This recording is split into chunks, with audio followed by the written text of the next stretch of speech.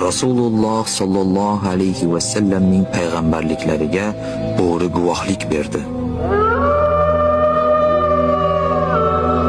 Abu Said Xudri radhiyallohu anhu dan rivoyat qilinadi. Bo'ri qo'ylarning oldiga bordi va ulardan birini olib qochdi. Buni ko'rgan cho'pon uni quvladi va qo'yini tortib oldi. Bo'ri old oyoqlarini yerga tiragancha dumi ustiga o'tirdi va Alloh mening rizqim qilib jo'natgan narsani olib qo'yishga Allohdan qo'rqmaysanmi dedi.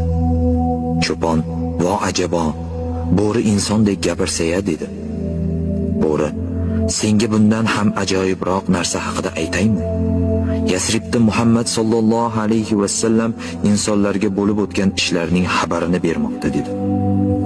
Cho'pon qo'ylarini haydab Madinaga bordi va bir burchakda Rasululloh sallallohu alayhi va sallamni kutib o'tirdi. U zot sallallohu alayhi va sallam kelganlarida bo'lib o'tgan voqeani gapirib berdi.